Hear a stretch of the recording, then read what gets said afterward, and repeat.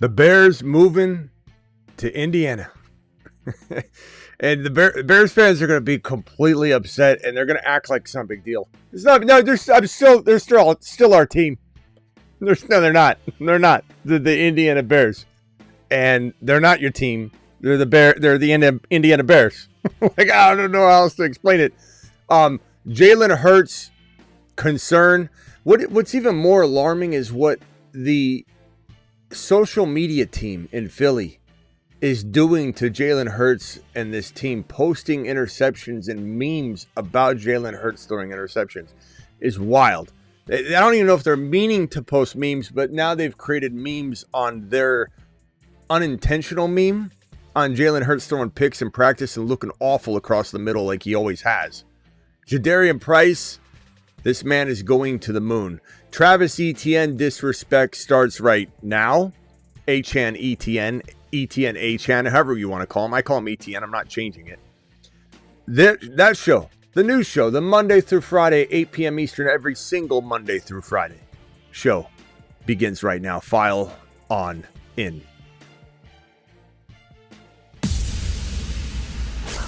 Live from the FantasyFootballShow.com studios. It's the Fantasy Football Show. Live! Monday through Friday, 8 p.m. Eastern. Smitty is also live whenever news breaks. I might become a Bears fan now that they're in Indiana. Like Indiana. Spent a lot of time in Indiana. Hurts is a complete concern at this point. And you can try and sugarcoat this however you want, but there's a lot of speculation that things aren't looking well. And I've tried to explain to people that this is not, you don't know what this play calling situation is going to look like. Let me put this over on this side. And just because you lose one horrible coordinator and move on to the next coordinator doesn't mean it's going to work. It's worked at a pretty good rotational clip for the Eagles in the past, but that doesn't mean that it's happening this time around. This particular throw, you can see Jalen Hurts going, oh no. He's looking. He's like, is that going to get in there? It's getting picked off, by the way, if you don't know. I froze this, but you can see the defender snatch the ball, grabs it, and punts it. And the Eagles social team puts like funny music to it right on cue. Like they're posting interceptions by Jalen Hurts. It's almost as if someone's roguely got a hold of the account and we find out later that that's what happened. And everybody's like reposting it. They're like, why is the social team in Philly making fun of Jalen Hurts and continuously showing his interceptions over and over and over? Are they just trying to emphasize how good the defense is? Or are they really this inept? Or is somebody going rogue on the social team?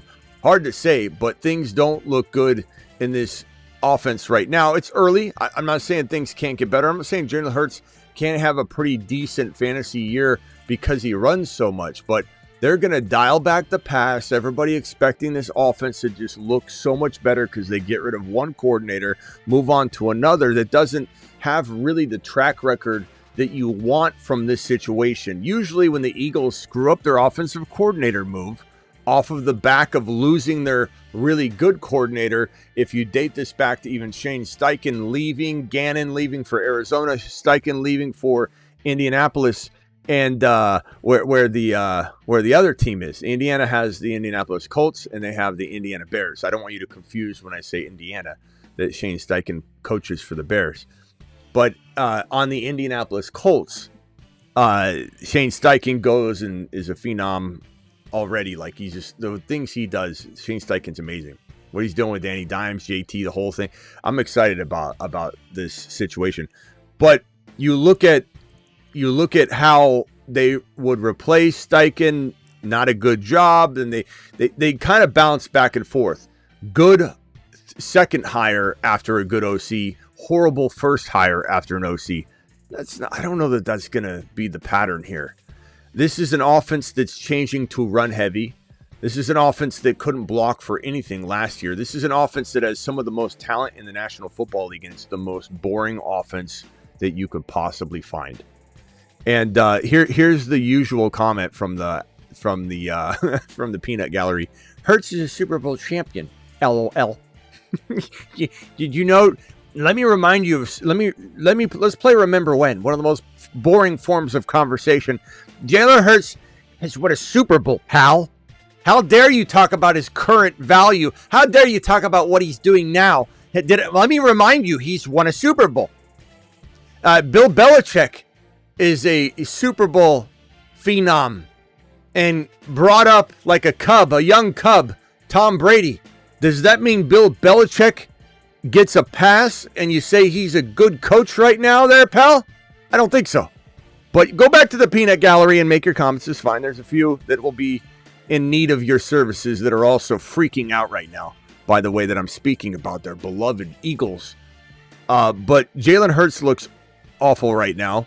This offense is going to go run heavy. They couldn't block. They weren't healthy. They got to stay healthy. If they can stay healthy, maybe they can block. Maybe they can't. Maybe Barkley falls off. Who knows? I do like Tank Bigsby. Tank Bigsby's also looking like he's getting near half the reps right now. Could just be a camp thing. Keep Barkley fresh and on his toes. Week 1 hits, and all of a sudden there's no talk of Bigsby. There's certainly a way that this could go either way.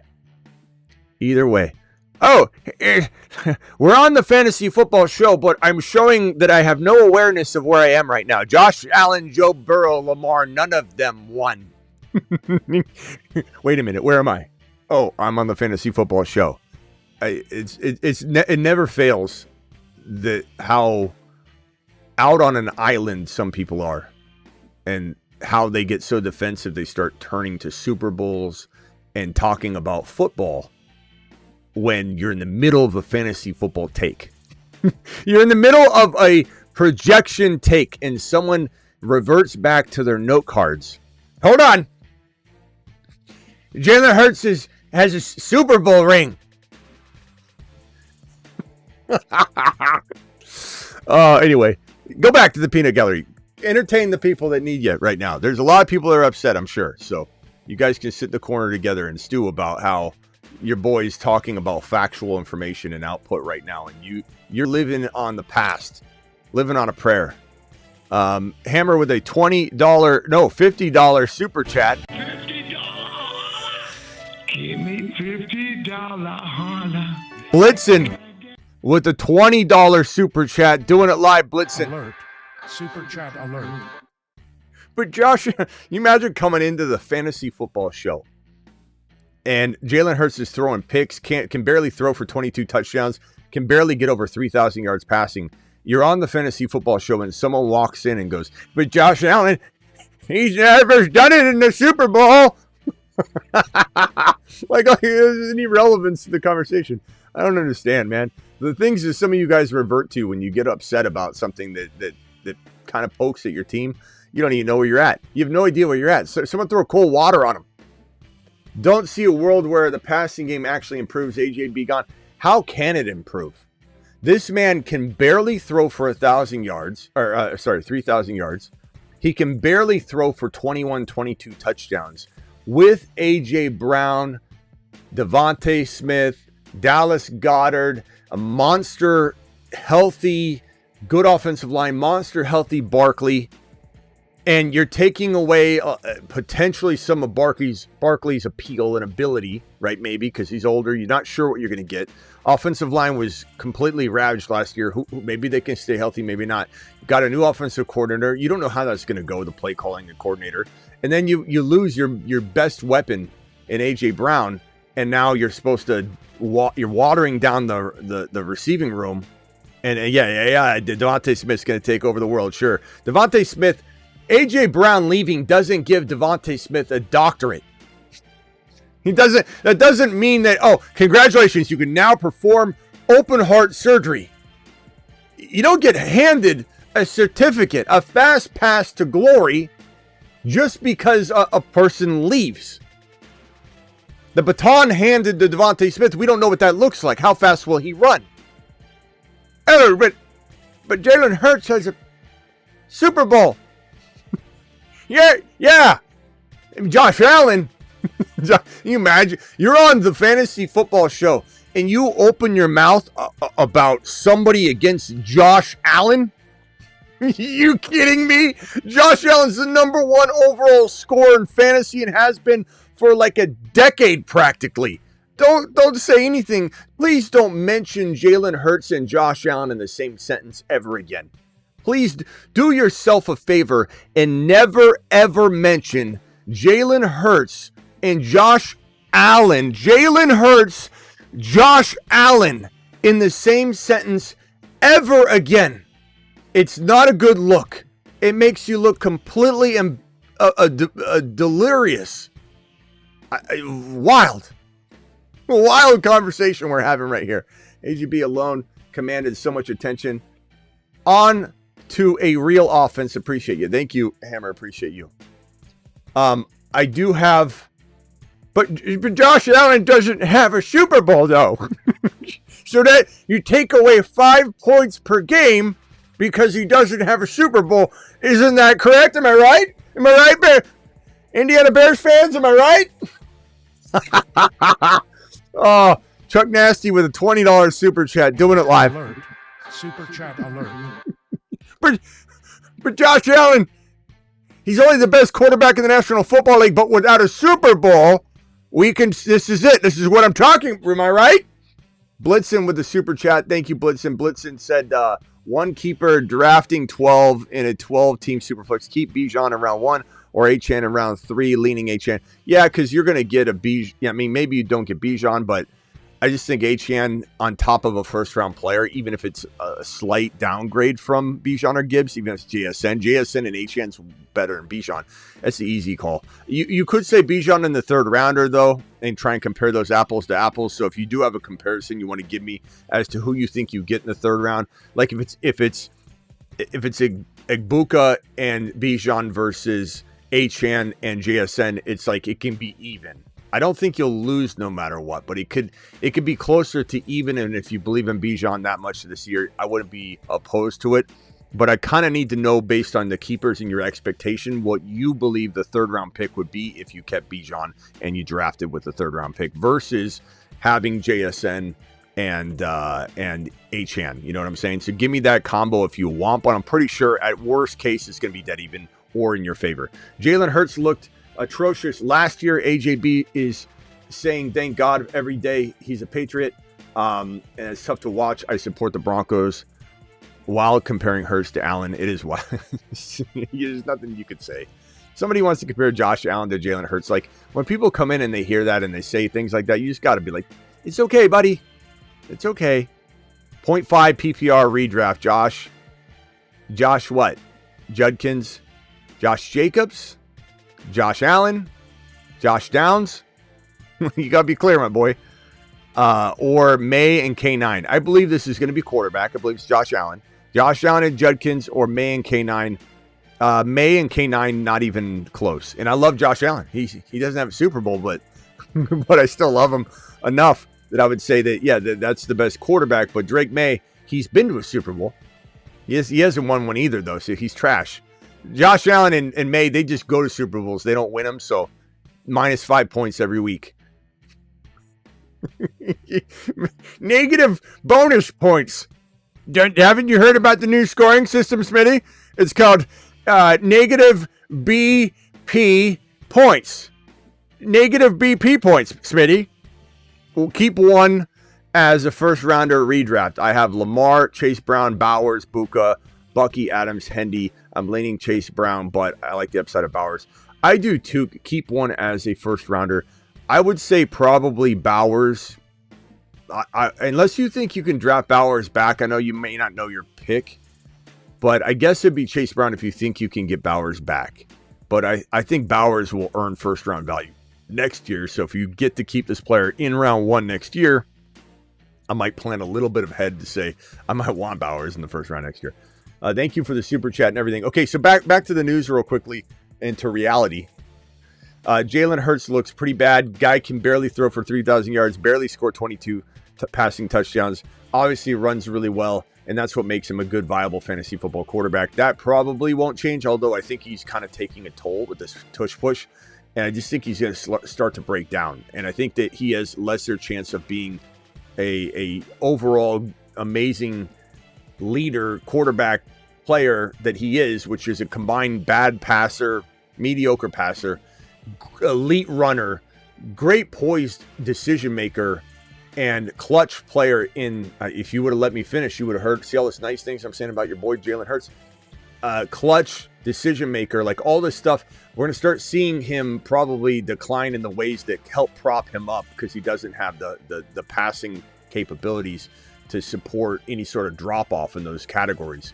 So I have a feeling he won't be the quarterback he is today 5 years from now, 6 years from now. Like some other quarterbacks will last for 10, 15, like Josh Allen. He'll last another 10 years. I don't know if he'll win a Super Bowl. Actually, he might this year. In fact, I believe the Bills had their strongest shot at ever winning a Super Bowl will be this year or next year. I think. Then again, like they could draft some amazing elite wide receiver like 2 years from now. So I don't know. I'm not sure. I just think this is a good. DJ Moore's ready. DJ Moore looks hungry. DJ Moore's underrated. DJ Moore needs to be drafted by me more. DJ Moore is fantastic. And I don't know if you saw the DJ Moore. Philly fans are pretty. They're pretty delusional about it. Look, I like my Philly fans, and I feel bad for the Philly fans, to be honest, because Sirianni's an awful head coach, and he's only as good as his offensive coordinator. Anytime a coach can't get along with the star wide receiver and the star wide receiver has to leave and depart because your head coach is an imbecile, then it's pretty bad. It's kind of bad for the organization. And Sirianni, who got an extension recently, was on the hot seat until his offensive and defensive coordinator got this team cooking, and then Sirianni got an extension. But Sirianni is not a good head coach by any means. He's not even Dan Campbell good in terms of being that cheerleader and delegator in chief. He is literally one of the most overrated coaches in the National Football League by 1,000 miles. But a lot of concern and really weirdness going on in the Philly social media team, just posting this over and over. The fact that they're like memeing on Hurts multiple times is just wild, and everyone's trying to figure it out. Like if you wanted to prop up the defense, you could have done it a different way. So Jalen Hurts is not a guy. I'd rather have Bo Nix. I'd rather have Trevor Lawrence. I'd rather have, honestly, I'd rather have, before you take this in a weird way and go, laughing in the corner and thinking you heard what I said, wait a second and listen to the whole thing. I'd rather have Malik Willis and Baker Mayfield, or Malik Willis in some other rotation later on, cost of entry, and then where Jalen Hurts is going, make sure I'm, getting abundance in other positions and advantageous snags. Like, first of all, there's no excuse to draft this man if Burrow or JD5 or Drake May were on the board. So like that conversation's, moot point. But if, let's say, Hurts is available right here, and you're looking at a Parker Washington, who is a phenomenal choice in this territory. You're looking at a player like Jalen Warren, who falls, Parker Washington, Jadarian Price, BTJ. These are all way better picks than taking Jalen Hurts. And then just take, T. Law goes literally almost a round and a half, 2 rounds later. Herbert's a round later. Those are great picks. I would rather have Malik Willis and Patrick Mahomes as my 2 quarterbacks, cost of entry, and then be able to get a Parker Washington and DK Metcalf. It makes almost 0 sense to draft Jalen Hurts this year. 0. There's just not a single argument. My phone line will be open in a minute. You can call in if you want. But when you have Mahomes, first of all, when you have these quarterbacks, May, JD5, and Burrow, right next to them, your point is done. You don't even have an excuse, an argument, nothing. You have 0 legs to stand on. And I'd love to hear you. You can call in and get dunked on if you want. But Mahomes and T-Law, or T-Law and Willis, or Mahomes and Willis, Dart and Mahomes, Dart and T-Law, Dart and Willis, if you will. Much better strategies to get these different players in place of Jalen Hurts to help the rest of your team. There's just not a reason to go after a quarterback that struggles to throw for 3,000 yards, struggles to get 21, 22 touchdowns. Just lost A.J. Brown, which is how he even got to that point. Simi Valley, thank you for the gifted membership, young man. Thank you, Genhammer, for the Rumble Super Chat. And guys, subscribe on Rumble. We're growing. We're almost at 20K on Rumble. Almost on at 20K on Rumble. Mashed potatoes. Where was I at? Okay, so we're done talking about Jalen Hurts. Just don't go near it. There's nothing there. There's nothing valuable about Jalen Hurts at his ADP. Etienne is the disrespect stops now. Last night we were drafting. Last night we talked about it a little bit, and the night before, that when we look at this ADP and you get to a place where you need a running back inside the middle of round 4, I can't think of a better running back in fantasy football round 4. And I consider, fortunately, Tootin and Hendy and Bucky all 5th round running backs. That's what they are. But when you look at round 4, Monty, give me a break. Scadaboo, I love him per start. I do. Scadaboo is awesome, but he's a walking injury. And his offense, he has Roman and Matt Nagy controlling his future. Jacobs is probably the worst fantasy pick in 2026 at this 4th round. If it's not, at least Devontae Smith and Flowers, I like them. They're good players. They're just misplaced. Jacobs is not helping you. Not to mention, I've been saying it all offseason. The suspension's still looming. And we had, one guy call in and argue with me over. Remember the other night? Called in saying, I just don't understand why you're, was it Russell? Wasn't it Russell? Why you're not happy with my Packers. And Jacobs says, you're going to be wrong on Jacobs. And we keep talking about how he's maybe getting suspended. All right. So one of the worst picks in fantasy, where was I at? I was talking about Jacob. Oh, Etienne. Yeah, that's right. So Etienne, you look at this ADP, and I tell you, he is the best pick in fantasy. If you're looking for an RB, not the best pick in fantasy overall, but the best pick in fantasy at round 4 territory, looking for an RB. And especially if you're looking for an RB1. I think you can grab Etienne here, go wide receiver Josh Allen, wide receiver Trey McBride. Even if you went running back, wide receiver Etienne, there's still nothing wrong with that. You're not required to take no running backs in order to get Etienne in the 4th round. But if you go 0 RB and you're kind of scared about what your stable looks like, or if you're at this 12 or 11 pick and you're tempted to just go RB, but you hate how the wide receivers shake out, consider this man at the 3-4 turn, because he goes in round 4. Give me Genty or give me Cook or JT or whoever you're so lucky to get here, Walker and AJ Brown, and then give me Josh Allen and Etienne. Let me show you a team, and you tell me if you think this team looks like a mother freaking league winner. I think this solves everyone's problem at the 12 pick or at the 11 pick. If you're drafting at 1.12 and 2.1 and 3.12 and 4.1, and you're sitting there and you just hate how this looks at this end of the draft. You're coming this way on round 1. You're going this way in round 2. You're coming this way in round 3. You're going this way in round 4, right? So you get to your 1.12, you grab, let's just say it is Genty.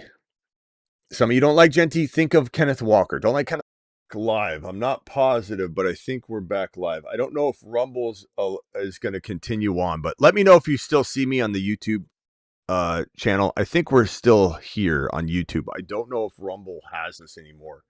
Hammer, thank you for the $20 super chat. Hammer with another $20 super chat. Are we back? Super chat alert. Okay, we're back. All right, good. Hammer, I don't know if the Rumble is still going. It may or may not be. Hammer, thank you for that $20 super chat. And he said Javonte Bell cow on explosive offense. Okay, back to what I was saying. If you take Genty at 1.12, you take AJB at 2.1, you take Etienne at 3.12, solves all your problems. Raise your hand in the chat if this looks like a really good trio, actually. Genty, AJB, Etienne. And then this right here, you could go Josh Allen if you want. You put yourself in such a balanced situation, getting the one wide receiver at least. You can scrimp at this wide receiver 2 and 3 if you have this kind of explosion here. Genty, AJB, Etienne, Allen. Don't want to go Allen because you do want even more balance. I'm fine with that too. You can get Garrett Wilson. You can get Ladd McConkey. You can get Mike Evans early or whatever. But this is an unbelievable team. If I get the 11 or 12 pick, Etienne might be my entire solution to making the team completely balanced and look effective. I don't know if I think we're not live on Rumble anymore. So let's see here. Rumble may have crashed, guys. Rumble crashed. I'm on YouTube. Hopefully everybody heads on over. Unless you can still see. Can you guys still see on Rumble? Let me know if you can. I'll actually let me close it out and go back in. Maybe it is live still. Maybe we're back. We might be back. Oh, we're back. We're back on Rumble. You are here. Nice. Okay. I was able to restart it all. All right. So ETN, we covered that. And when I open the phone lines, Travis, you can dial in now. Anybody else, just wait a minute and you can dial in a second. Travis, you don't need to, but if you want to. Price is another player that I wanted to talk about real quickly. This is a report. This is actually, we have this on our Patreon too. Some of the news I grabbed from the Patreon too, because you guys race to it so fast and I need a clip of it or whatever. Sometimes I'll just grab what's on there. Rookie running back Jadarian Price soreness returned to practice after missing 5 practices. Just with soreness, it wasn't anything he was struggling with in particular. But the Seahawks, he was with the starting offense during the Seahawks walkthrough, back in the saddle. This man's going to Mars, I believe we have him on. He's the Mars shuttle to Mars. The Mars man. Mars man. Loads dropping and spinning aimlessly in space.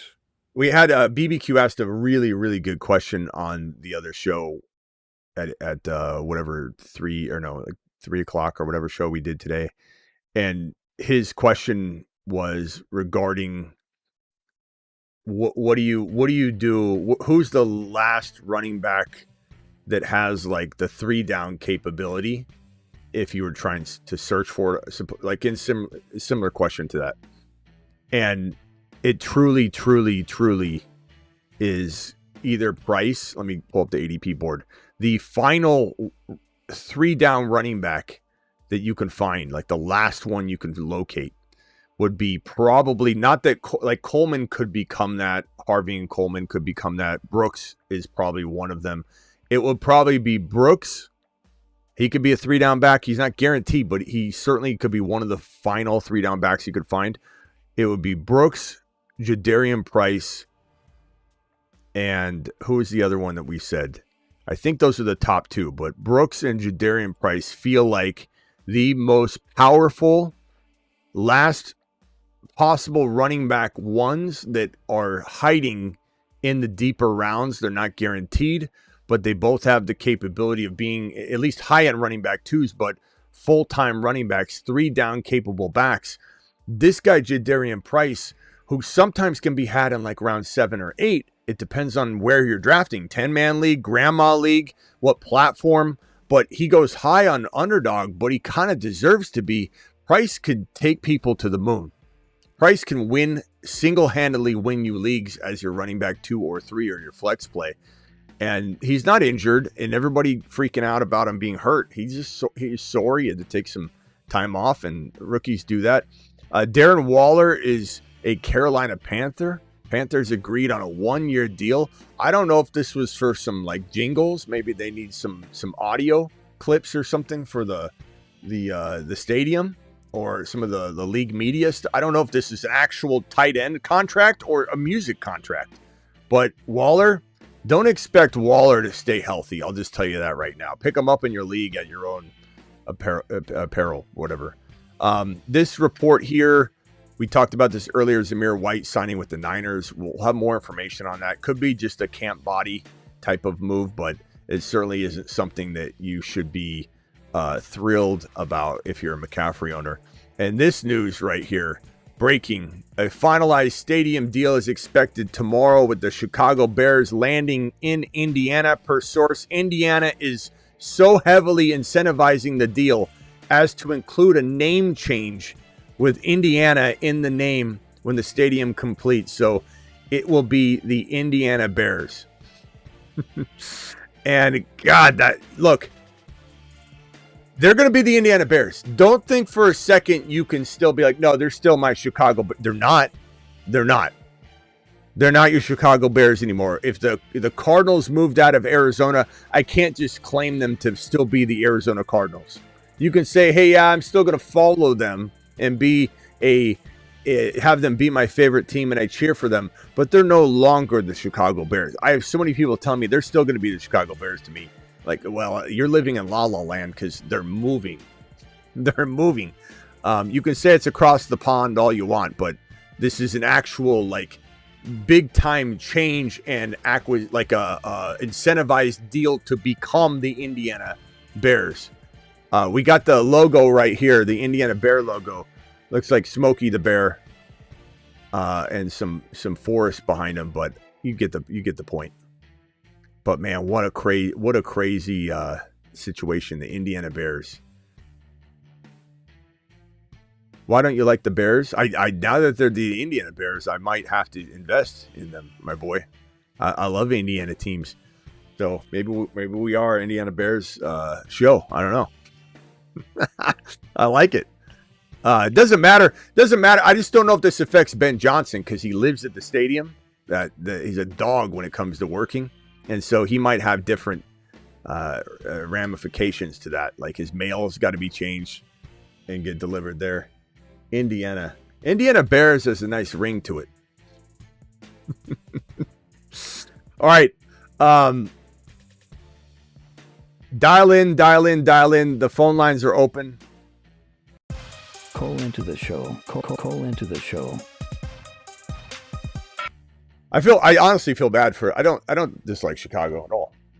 I honestly feel bad for the Chicago fans because, like, how do you let this happen?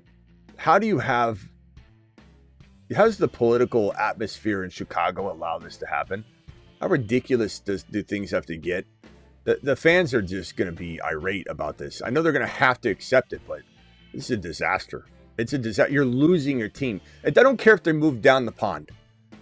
You're still losing the team. You're losing the team. They're not Chicago. They're not the Chicago Bears anymore. As a fan, I'd be irate. I'd be absolutely irate. Please reply to the super chat I sent before this. Thank you, pal. I'm trying to get through them, my guy. I'm going as fast as I can through them, but I saw that and I want to let you know I am going through them. Sometimes at this time of year there's a little bit of a list. Sent Travis Hunter for Jonathan Brooks. I could get behind either one. You need a receiver. I think Hunter's going to surprise people, and I think $20 super chats go to the front of the line, and I'll go back in order. I'm getting to your super chat. 7887. I think you're second in line. $20 super chat from Husseini. Alert. Super chat alert.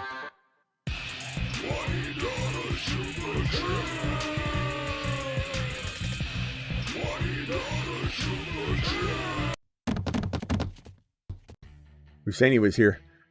Indiana smart. Chicago took an L. Bears did the same thing as Chiefs. Kansas City offered a lifetime deal. Chiefs couldn't pass on it. Missouri crapped the bed, just like Chicago. Indiana Bears got a nice ring to it. I kind of like it. Indiana Bears. Yeah, I don't know. Well, I'd be so pissed if I was a fan. I'd be so pissed. This one here from Maddie, then I'll get to that 787 super chat. Smitty, can I get a trucker reference to Breaking Bad from a couple of weeks ago on one of your shows? Also, do you prefer the Chase Burrow or AJ Brown May stack? I mean, AJ Brown and May cost a second rounder and May a 6th round pick, let's say 5 or 6. Jamar Chase costs you the number 2 overall pick and a 5 or 6 round pick. So the May and Burrow are the same value. So if we wash that and just look at Chase as a first rounder and AJB as a second, I think you could argue that you're getting Chase and you're getting Pickens, let's say, or McBride, and then you're getting AJ Brown and you're getting Genty. So the stack you're going to get in different spots. They're going to be kind of similar. You're going to have 2 really good players like AJB and Genty that are close in 12, 13 value, turn value at the first and second round. And you're getting Chase in a late second rounder. It really is pretty even. I would just say get different variations of it. And can I get a Tucker? Sorry, I said Trucker earlier. Can I get a Tucker? Yeah, Tucker was the Breaking Bad reference where he yells, Tucker! Tucker! It's from Breaking Bad. If you don't know, you don't know. But thank you, Maddie. Appreciate you. I don't know why I said Red Trucker earlier. My brain's already fried, and it's only August 12th. So we'll see how I hold up all year. Yeah, I'm already toasted because I go live so much. I mean, my voice is actually pretty good right now. I'll lose my voice by mid-October minimum. Thoughts on it and advice: Burrow, Chase, London, Brown, Genty, Kraft, Neighbors, Eagles, Loop, Krosky, Merritt, Downs, Higgins, Mason, Murray, Worthy, Andrews. Love the team. Here's that Burrow Chase stack. It just looks so good. You got Chase Brown as well, which is phenomenal. You got the trio, Genty, unbelievable. No, I don't think with Neighbors being your flex, bro. London, I don't think you have a single thing you need to worry about. I love this team. There's not anything to even move. So I would just call this probably one of the best teams you could possibly draft and say it's like an 8.9 out of 10. Give you a little room for improvement, but 8.9 to 9.0 out of 10. Really hard to get a 9.0 for me. This is pretty much it. Would I maybe try and upgrade? Like, if I could, which you can't, you don't even have pieces to do it. Like, let's say Krosky Merritt earns some value. Krosky Merritt in London to go just a smidge up from London. Like, maybe, Pickens. Like, do I want Pickens or something? I think Pickens is going to break fantasy. Tonight, we're gonna probably lead with a Pickens piece. But love the team. Almost impossible to upgrade it because you'd have to get rid of something, by the way. All right, $20 super chat interrupts again. Sorry. Super chat alert. BBQ, appreciate you with the super chat. BBQ says, would you consider Jeremiah Love to be a midseason monster that you could trade for? Yeah, you may have missed the show we did on this when we said that if the Cardinals decide to screw with the quarterback situation and Beck wasn't good, is there a chance that Love starts off slow or that they rotate the running backs even if Beck or Brissett were good and moving the ball, and then you come in and you buy him low? And we said, yes, there's a risk that he goes nuts in the beginning of the year. And there's a chance that you're probably looking at a player that he can start off really low and creep up, and then he would end up being, let me show you on the graph here, but we talked about this in a show. Not that I expect you, BBQ, it's probably a graveyard show. So that'd be why you missed it. But if, let's say he starts, this is a 0 out of 10, this is a 10 out of 10, or if you want to say RB1, and this is like an RB 3, let's say a flex play. So let's say he starts off like right here, and they ramp him up, and he goes like that, and then he goes all the way to week 17 without a rookie wall. But if you start him off as like a 7 or 8 out of 10 running back, he's going to hit a rookie wall. You don't know how long the rookie wall is going to be. It could be 2 weeks, it could be 4 weeks. Jamar Chase went through a long rookie wall, if you remember, and then come back up, and then he's about the same level. So it's kind of like, you don't know. It's hard to say what you want to root for, too, because you love this early production. And it might not be that long before he goes up. It could be like 2 or 3 weeks, and then he goes up or whatever. But that would be how that kind of maps out. And so the theory would be you could punt drafting him, hope that he plays not as well in the beginning, hope that the owner wants to trade him, and then you get him for pennies on the dollar, or you just draft him, protect yourself, draft around him, draft Algier. If you're in best ball, you could draft Algier. But I think I would probably say the likelihood of him playing very badly or not getting a lot of work is low, but there is a possibility that this is a strategy. But you know what I would tell you, BBQ? Just draft him where you can. Don't try and play this game. But in the leagues where you miss out on him, be proactive, and he could be one of the best buy low running backs exiting week 1. We've said that on the show for about a week now. He could be one of the best buy low running backs coming off of slow starting weeks 1, 2, and 3. This could be our number 1 buy low target. But that doesn't mean you don't draft him where you can, to just make sure you have him, because he's going to take you to the promised land. And you don't want to try and juggle getting on the ship with some sort of trade where maybe they don't trade him. Maybe the person that gets him waits and is patient. You can't guarantee that the person will trade him. Not to mention they'll trade him at the cost that you have or the players that you even have that they want. So it's a risky game to say, I'll trade for this player later. All I can tell you is in leagues where you don't get him, we will be trying to acquire him coming out of week 1, 2, and 3. So it's a great question. We've definitely talked about it. But I also would say that the information changed for us that Beck is good. So the odds of the team struggling on the switch over at QB or anything like that, I'm not worried about that part lowering his value anymore. I think Beck is maybe a really, really decent quarterback. 787, here's your super chat. Thoughts and advice. Burrow. Oh, I already did this one, right? Brown, Genty, Kraft. Yeah, this is the one. You're great team, bro. Fantastic team. Marvelous team. You still here? 7887. Appreciate you, my boy. Let's see. I Run says Hampton or Cook at the 9 pick, first pick. I'd say Cook right now, bro. I'm not freaked out or panicked like other people on Hampton, but I'm certainly lowering him a touch. You know, and Cook definitely deserves to go ahead of him for right now. I'm not saying I wouldn't rotate it here or there, but in general. How to draft from the 5 overall draft pick? Best player available would be my number 1 advice. But in general, you're probably going to run into things like JSN, Bowers, and then like, you know, Neighbors in a grandma format, Egbuko, and I think your ultimate desire would, like, if I could pick the best scenario, would be JSN, AJ Brown, Jeremiah Love. But Jeremiah Love doesn't always fall, or Neighbors here. Neighbors or Love with this 5 pick in a grandma league is very doable. I think, as I mentioned earlier, Etienne's very nice if he fell here or right here. I'd take Etienne early, and if I needed to make sure I got it. So if I went JSN and Neighbors, and I went Etienne and then Loveland, that could be cool too. That's a fantastic start. Just something along those lines, but it probably would start and end with, or start with JSN. I don't think I'd draft a running back over JSN. If JSN fell, and he's typically falling to that 5 pick pretty steadily, I think that's the move. Must have missed it. Why is Herbert a Mars man?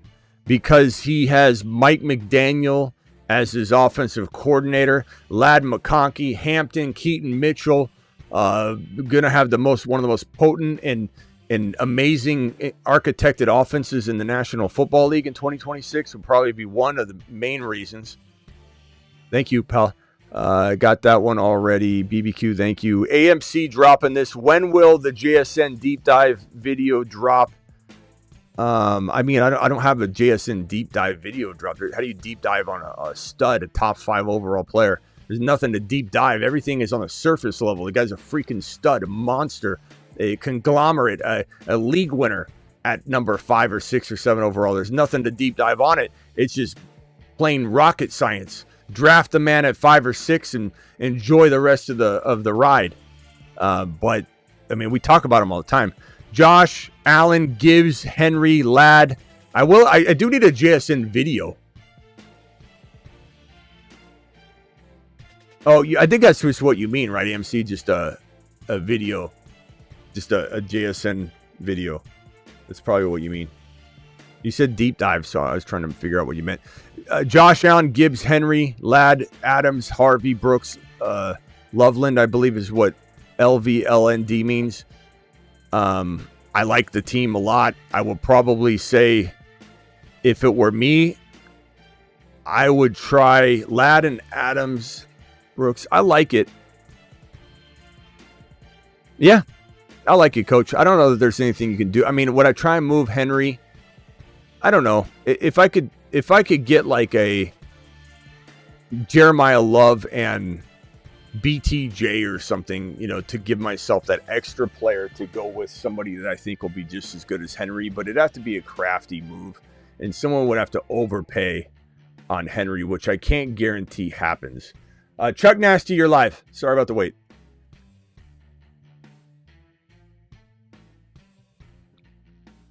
Hello? Hello? Hello?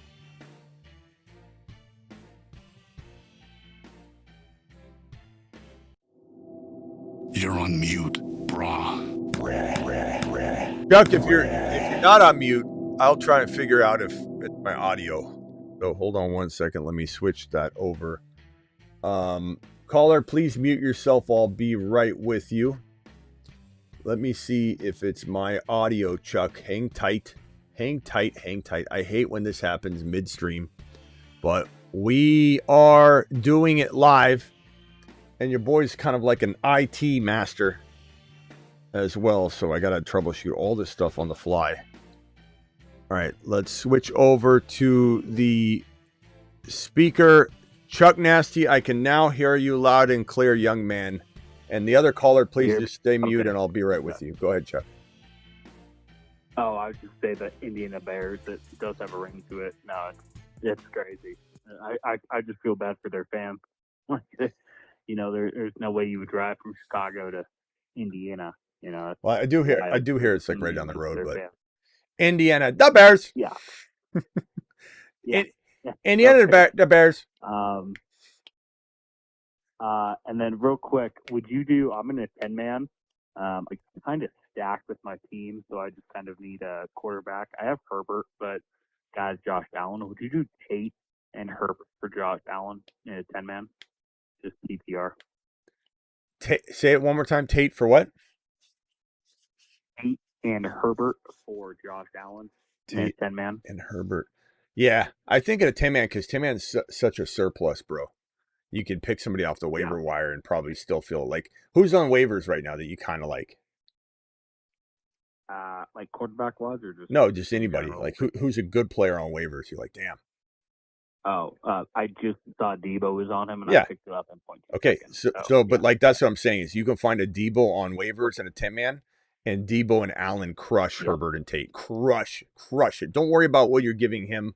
He's irrelevant. Don't worry about his team. Overpay. Go pick up that Debo type player on waivers. Allen and that type of player will crush Herbert and Tate. And I love Tate, but that's how good Burrow is. Be good. He's like balling out every day.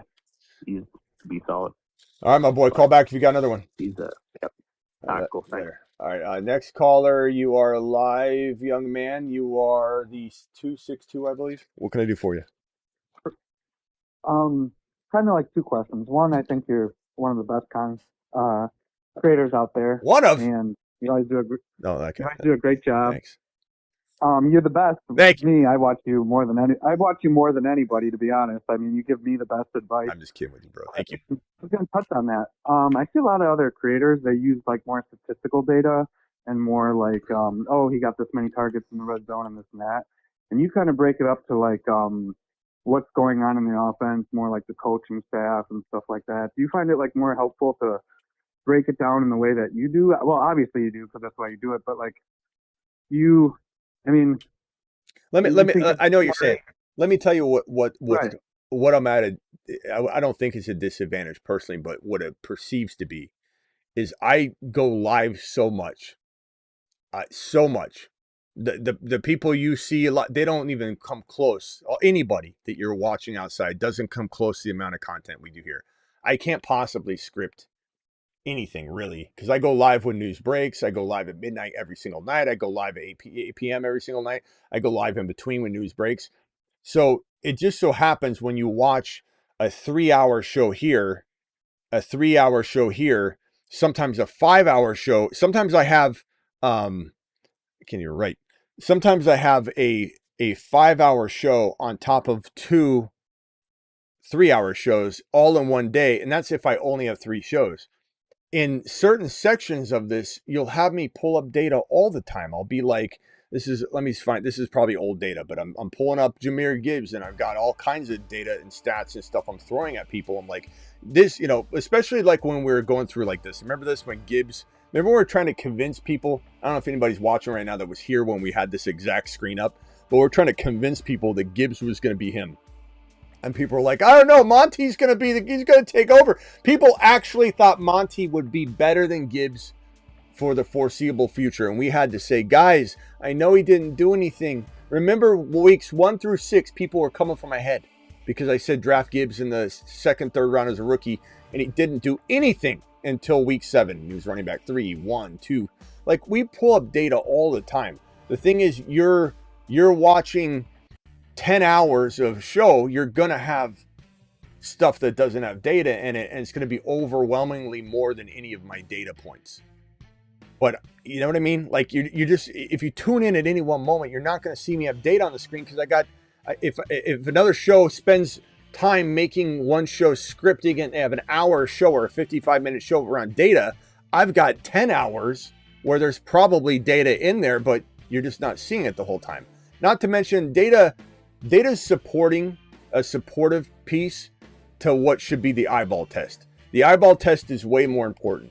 I have people I know that I talk to in the industry, I've gone to, and they say things like, yeah, I'm not as good at like knowing when I see something, but like I can look at data and I'm just like sitting there going like this, like, wow, how could you even want to do this if you didn't enjoy or have like instinct for an actual player watching them? If data is all you look at, that's baseball. Go play fantasy baseball where the data is the data.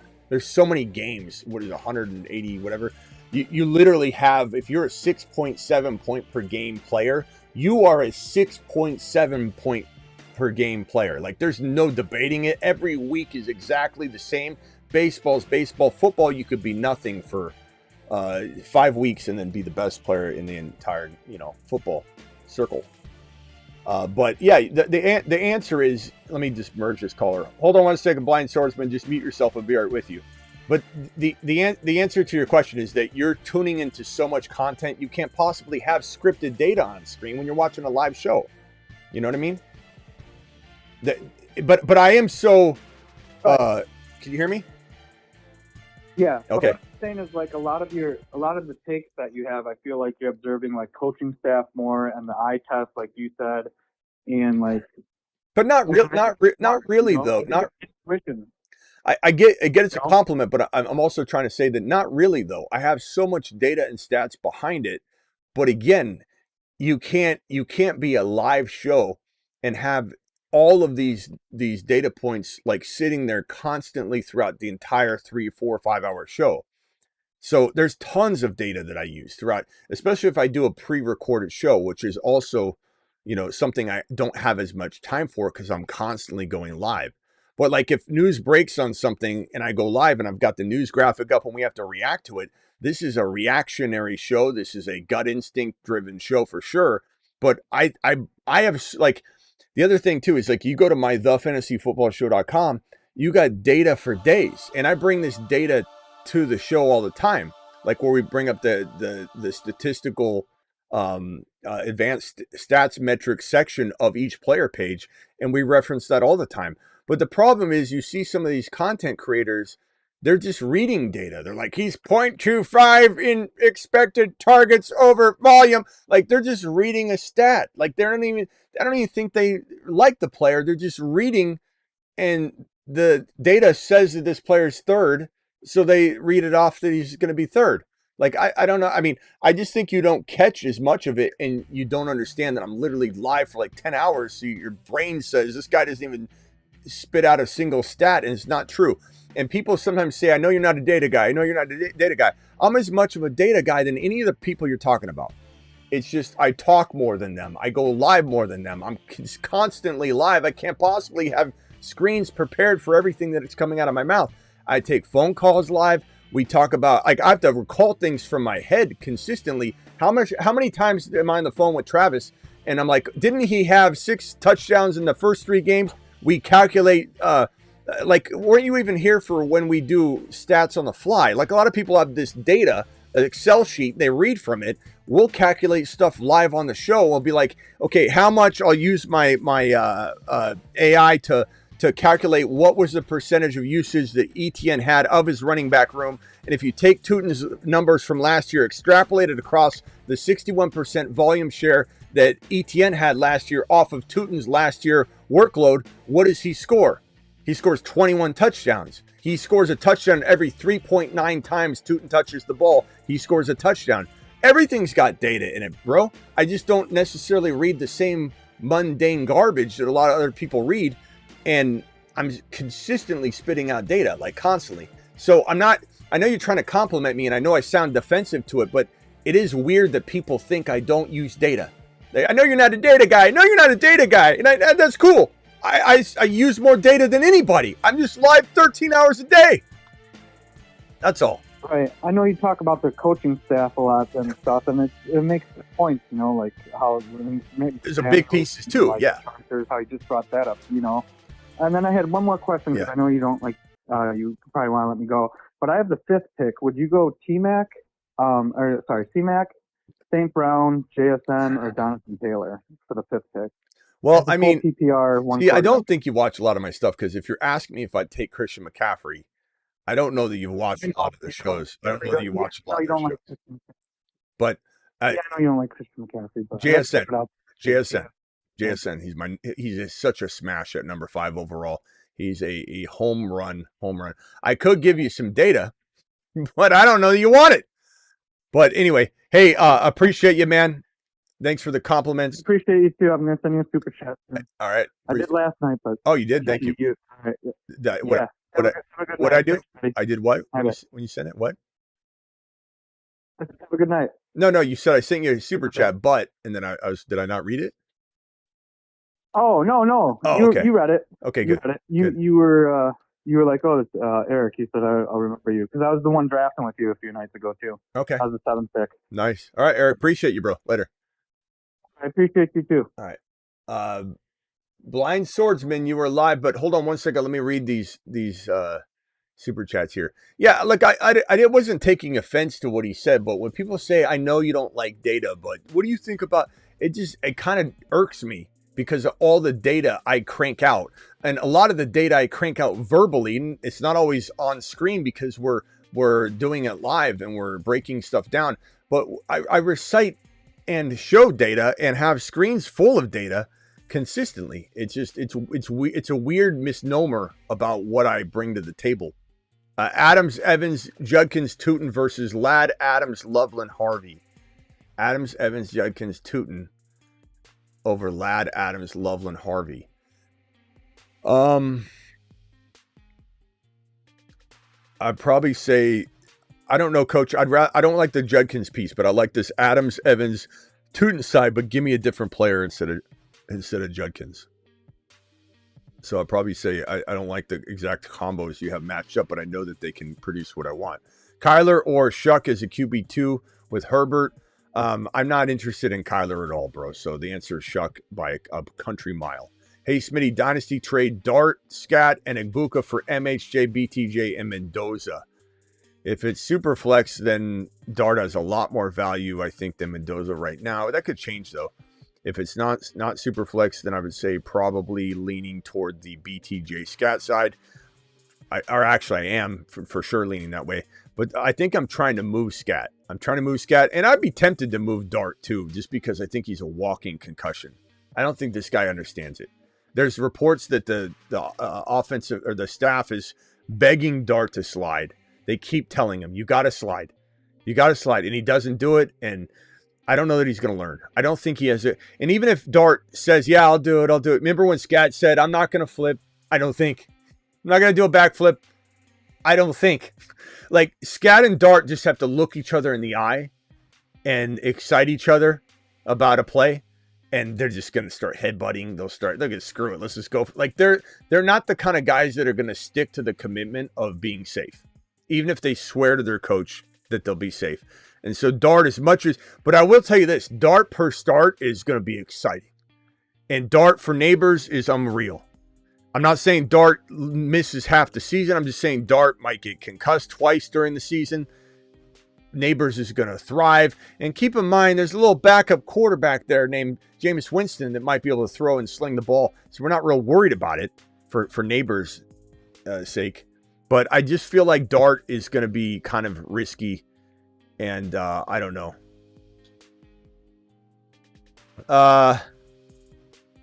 And then Coach said, last one, and then back over to the phone line.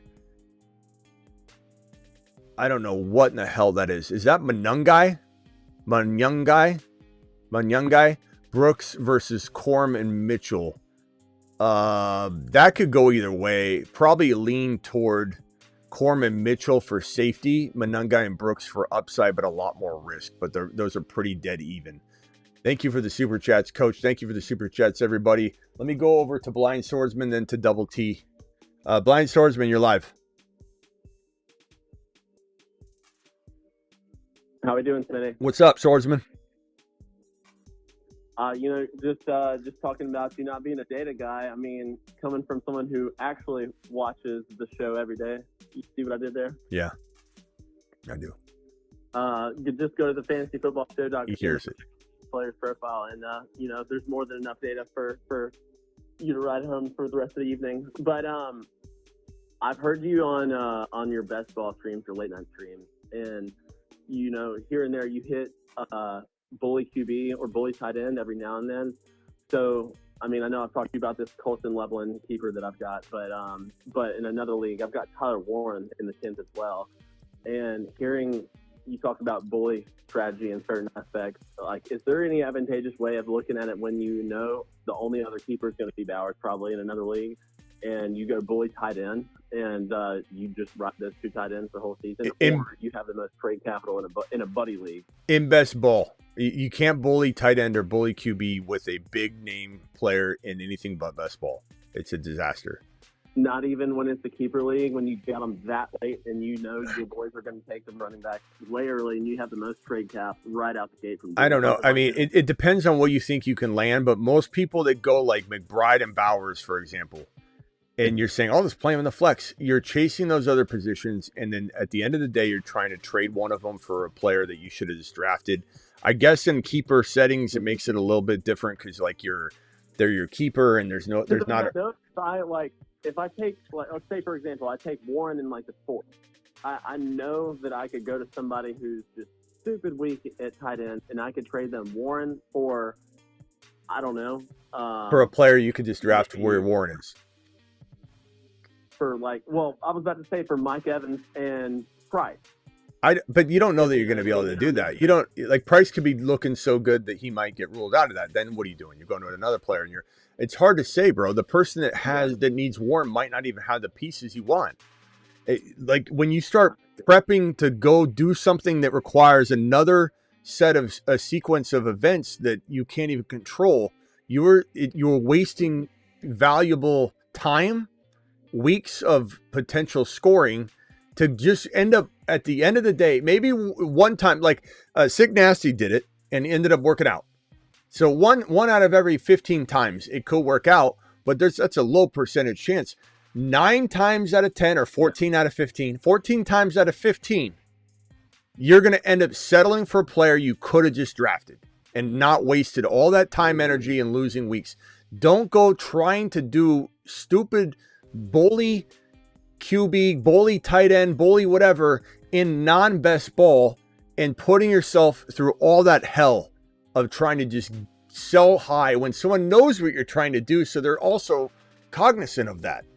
And people are not that willing to say you've got Warren and Bowers, especially if they see you do it. And they're like, we're going to keep an eye on this guy. He's going to try and screw all of us to take advantage. And everyone's going to be like locking arms on you and not making a move. Worst case scenario. Here it is. League I'm referencing. I mean, like flex play, double flex league. So I was like, if I play one of them at a flex. But what does your rest of your team look like? How much of a deficit did that put you in your other positions? Like, I don't. It's not a good idea. I'm telling you, maybe one time out of 15 can you make it work through a trade. but you're missing out on opportunity. This is the dumbest, not you or your idea, but this is the dumbest idea that people carry in from year to year. This notion that they should draft so that they can trade it. Like, people need to stop drafting strategies to trade them. It's just draft the best player at the pick, and the best player available is not going to be tight end if you've got Brock Bowers. It will shift. Best player available will alter and cater to what your needs are for your team. It never works, bro. And all I do is argue with people about it over and over because they want it to work so bad, and I don't know why. I don't know what would be the desire to have this. I think you're bored. It's boredom or something. I don't understand the challenge of it, maybe, which is fine. But, like, why not just draft a player where Warren is that can be a monster? And let me tell you this. The idea that you are saying to yourself that you don't have the ability, I know you do. This is not trying to pick on you per se. But if you're sitting here going, well, I need Warren in order to get the advantage, aren't you maybe missing out on the opportunity of drafting someone in the 4th round that no one else sees but you, that is worth way more than the 4th round? Like, why don't you look at the 4th round and just say, if I'm drafting in the 4th round, let me find that guy. Let me find the guy that wins me a league. Instead, you're worried about drafting somebody that you can maybe trade to somebody that might need a tight end that doesn't even have an array of players you like. Like, the person that needs Warren, you don't even know what their team's going to be yet. What if they don't have players you like? You know, obviously, always going to go with best player available, no doubt. But I mean, just with in a keeper redraft league, I mean, like I said, in one league I've got 11th and 10th, and then I've got Warren in the 10th in the other one, and that's the only scenario. No, there's not going to be many others off the board, like only Bowers, I think, in both of those. I mean, look, if you're in a keeper scenario and you have nothing else to keep, I would keep it. But then I'm trading. I'm trading. I'm trying to figure it out. But I'm just telling you, in general. But like, if Warren in the 4th falls to me in a keeper league, no. Not if you already have Bowers. It doesn't make any sense. That's what I'm trying to tell you. I know you don't want to let it go. And Blind Swordsman, I'm not mad at you. I'm mad at the topic. I'm just passionate about it. Oh, no. I just don't understand why people continue. The people that do this, they continue to do it. And they continue to fight against me on it. And you're not alone. Anybody that calls into the show to argue bully tight end or bully quarterback in a non-best ball, they go ham on it. They're begging me to accept it. Even when I literally crush the idea of it, they still go, but what if I, it's like, no matter what, you're going to do it. I can hear it in your voice. This is what you want to do. Well, but, yeah, no. But Blind Swordsman, listen to me. I was looking for a hard red light or a yellow light. Okay, this is the road's closed for construction. There's no red light. There's no street light at all needed. This whole road's blocked off. Barricade. I'm telling you, that's why it's the best. You get the raw opinion regardless. Right. But you need to attack the 4th round like a dog, bro. This whole like, I'm going to pick somebody and trade them and they can give me somebody. Bro, go into the 4th round and grab the dog. Don't go into the 4th round and grab some piece that's you need to trade, and you're going to some team. You have no idea what the roster is going to be. They're the ones that need Warren, and they got nothing on the roster. Then you call me up in week 4 and go, I took Warren in round 4. The only team that needs a tight end, he doesn't have a very good team. Here's his guys. Which one do I pick off of his sad buffet of players? And I'm going to be like, why in the hell didn't you listen to me? Blind Swordsman, you need to buckle up. You need to look at the 4th round and go grab a dog inside the 4th round that's going to play like a 2nd rounder. That's way more advantageous than getting Warren and trying to go find a trade partner in week 3. Just tackle round 4. Find the league winner in round 4. All right. Blind Swordsman, appreciate you, bro. Tell the boys I said what's up. By the way, the Indiana Bears are, Oakland to the Vegas Raiders. I mean, there's not too many complaints now. Just saying. People in Indiana are excited. If anything, it's good for the team because now they have 2 fan bases in a way. Because the Chicago people aren't going to let go of it, and then the new Indiana fans will be like, cool, and then now they have just flooding with interest. If you have any St. Louis buddies that pulled for the Rams back then, they're still bitter about them leaving too. I mean, the Raiders made a great decision. The Bears are making a good decision. The Bears aren't making a good decision, that's for sure. But the Indiana is. But the Bears political system is obviously collapsing, and that's why this is happening. And they're not making a good decision at all. That's why they're losing them.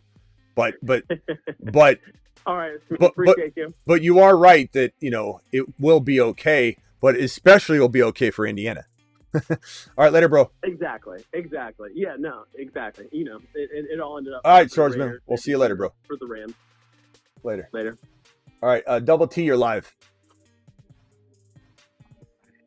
Coming back with that dynasty trade of Henry, I offered him Henry and Claiborne Pickens, and he countered back. He wanted me to throw in Michael Wilson, and he threw in 2027 third pick with Pickens. So Henry, this is a dynasty. Derrick Henry, who is going to have no value in a year from now. Michael Wilson, and then what else are you throwing in? A second? Oh, Claiborne. I like Claiborne, but you got to do what you got to do. So Claiborne, you get a third rounder and Pickens. I take the Pickens side. Easy. Yeah, I mean, look, Henry, I like Wilson, but Wilson's not a lock of any sort of, long-term value. I think he probably is pretty good. Like, I'd be pretty happy if he was on my team as a third receiver or fourth receiver for sure. And I love Claiborne, but there's no guarantees with either of these guys long-term, and certainly he's falling off. Pickens, I'm going to do a show tonight at midnight, Pickens to Andromeda. I think Pickens might... Hammer, you might want to put your earmuffs on.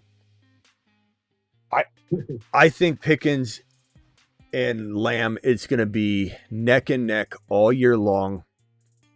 I don't even know if they cannibalize each other. I think they both could be like 5 and 6. I don't think they necessarily have to be 4 and 10. But that's great for Dak. It's great for the Cowboys. Cowboys are going to be balling. They're just such an underrated team. People hate the Cowboys because their fandom. Like when you sit there and go, the Cowboys, Dak Prescott will never. Like that's just so funny. That's when somebody comes in and goes, Dak Prescott will never win a playoff game. Like these people that they clearly don't know what they're saying. They get confused. When you come in here and you say Dak is going to feed families in fantasy, Pickens and Lamb will feed families, the Dallas offense is going to feed families this year. And then the person goes, but Dak can't win a playoff game. That person is clueless. They don't even know what world they're in, what galaxy they're in, what room they walked into. It's like walking to a bingo parlor and saying, Marco, it's bingo. What in the hell are you talking about? No one's talking about Dak winning a playoff game, and he could. But I'm saying no one's even mentioned it. That's irrelevant. But earmuff time, Pickens to me, I'll just say this. The video tonight's going to shock you. And I'm starting to draft Pickens in every draft right now on Underdog. I do rotations where I'll saturate a certain player and just kind of brute force draft them and get tons of variance of that player. I'm drafting Pickens pretty much nonstop right now. I can't stop. And we'll talk about it tonight. I got it live right now. It's activated. All I got to do is press accept, and I can take it. I just want to make sure I was giving up Wilson. Because I tried to get him to give me off his bench, Denzel Boston, but he wouldn't. This is a double confirmation Donnie on the line right here. Yeah, I even tried to get Tesla, and he didn't want to give it. So what do you think I'm saying here? Do it right. Okay. Yeah. Do it right. I hope Lamb and Pickens can both have. They can. Yeah, nothing wrong with Pickens outscoring Lamb. But I like Lamb a lot, but Pickens is in some ways on another level than most all the wide receivers in the league. In some ways, not every way. I'm not saying Lamb doesn't have a couple, characteristics that are better than even Pickens or right on the same level, but I do think Pickens is going to annihilate expectations again. All right, I'll see you tonight, pal. Be there. Later. I know you're I know you use show and data. I was saying it seems like a big part of your opinion. I know you meant it in a good way, Eric. Again, please don't take my bedside manner wrong. This is my resting face. It's funny to me when people, and I'm not saying you even really did it. It just reminds me of what people say when they're like, I know you're not a data guy. And it's like, bro, I create so much data, especially on my thefantasyfootballshow.com. But we bring so much data, and it's live interactive, like calculating of data most of the time too. Well, we're on the phone line trying to extrapolate the data, put it on the market. Like when people say you don't do data, like I write stuff on this board all day long, like I'm constantly cooking up projections. I'm constantly dividing up last year's stats, extrapolating them, putting it, like I'm constantly using data. That's why I have a marker board and change, scenes every 3 seconds. So it does like irk me in general when people think because I'm live for 3 hours and only do data for 20 minutes, that a show that goes live for only 20 minutes or does a 20-minute upload on all data is looking like they're producing more data than the 3-hour show that had 20 minutes of data. You know what I'm saying? Like that's really what, in a nutshell, it is, Eric. It's not, and I'm not mad at you. I'm just responding to like the fact that I know you're not a data guy nonsense. Sending another in a nutshell, Smitty, Travis Hunter or Brooks. I take Brooks. I draft Brooks over Travis Hunter over and over and over. So that's my answer. But would I want one share of Travis Hunter somewhere? Yes. But Brooks I take over Hunter by quite a bit. That's the problem, is their ADPs aren't close, bro. Maybe they are on a certain platform.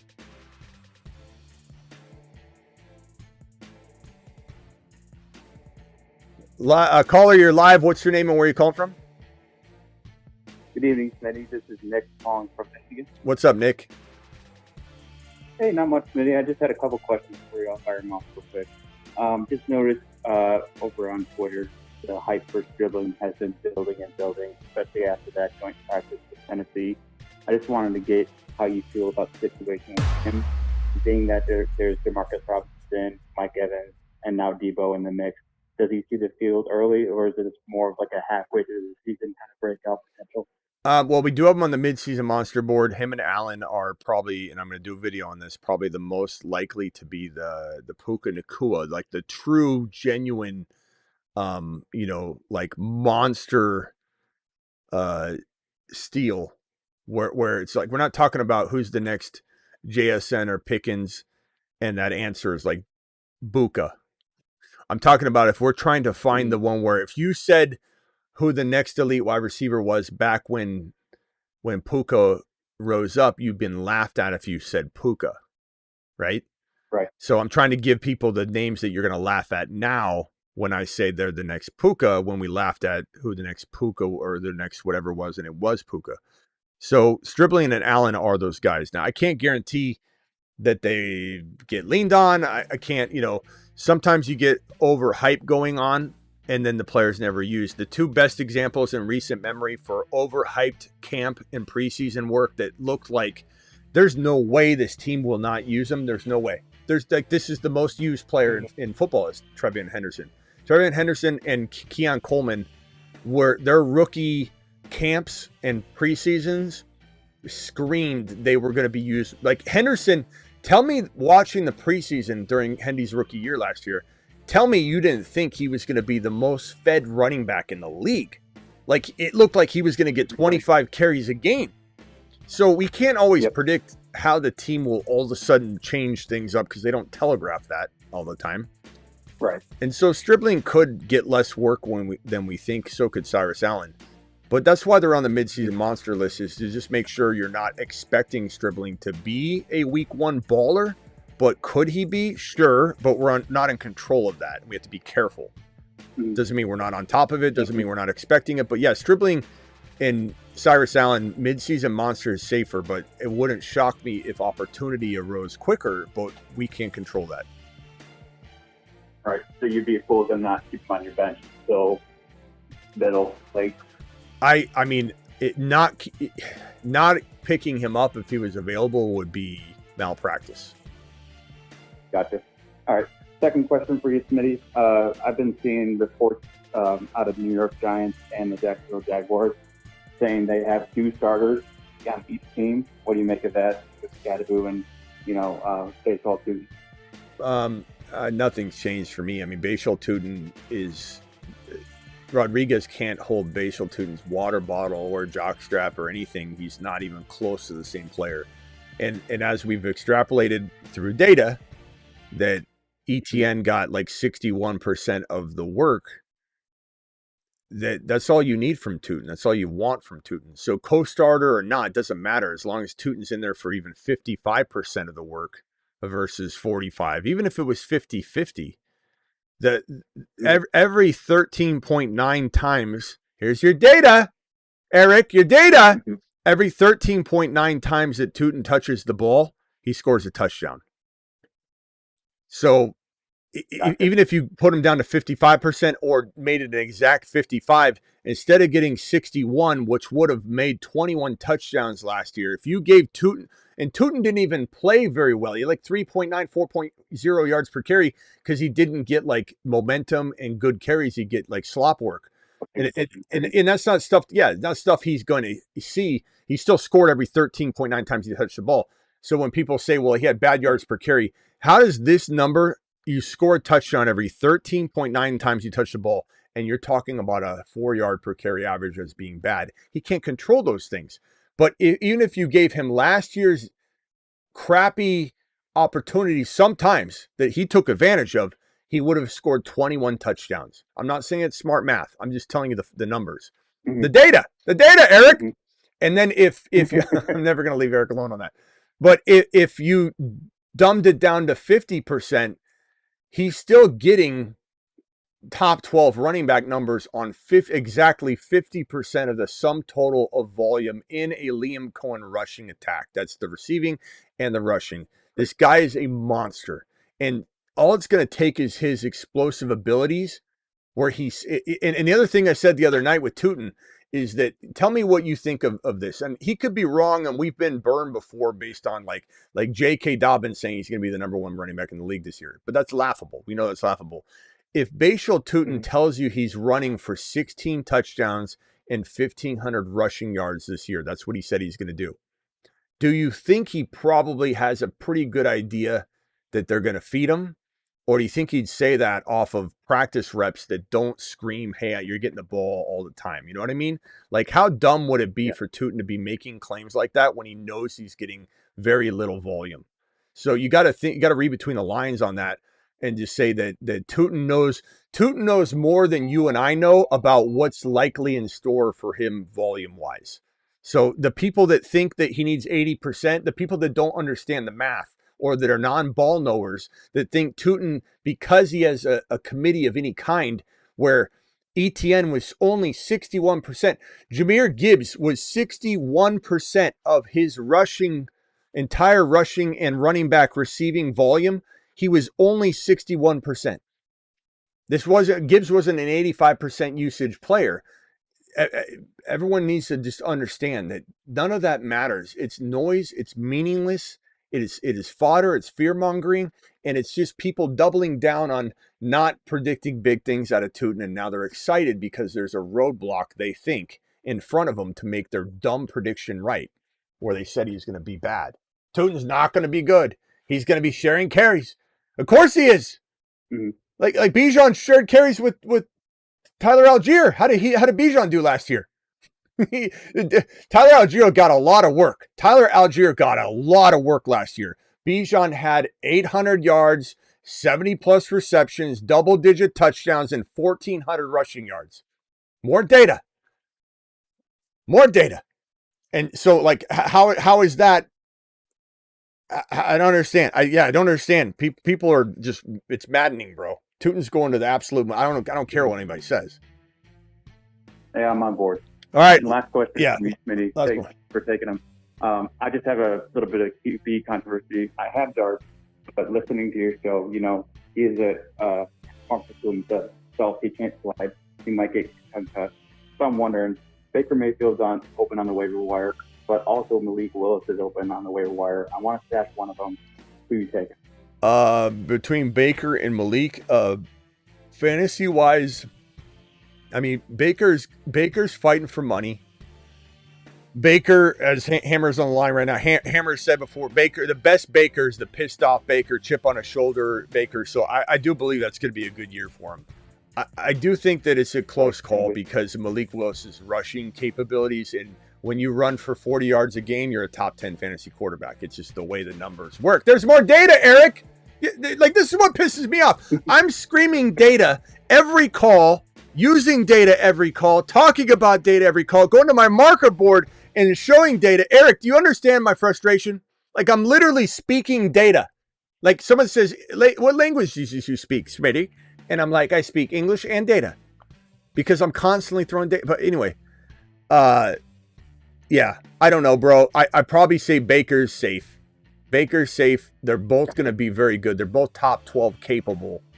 Willis might be way, way, way better than most people think he's going to be. And that rushing capability is, and he's been lights out. Like, he's been real impressive in camp. And that's hard to do when your offense doesn't have any receivers, right? But Douglas, like, they're going to be a little bit better. Once Bell's back, this is an Etienne. He's going to throw the ball to Etienne all day long. I don't know. It's a tough one. Chat, vote Baker or Malik Willis. Malik Willis or Baker. You know what my answer is? Who's your kicker and defense? Actually, Smitty, to be honest, I dumped my kicker to pick up an extra bench spot. Okay, so you're thinking like me already. So, yeah, because I was going to say drop your... Would have been Tyler Luke. Who else could you drop maybe to pick up both and hold both until you get a real feel? I have a bunch of Smitty specials on here. Let me look real quick. Because I got that playing back that's the third trigger right now for Denver. I'm forgetting his name. Coleman. Yep, I got Coleman.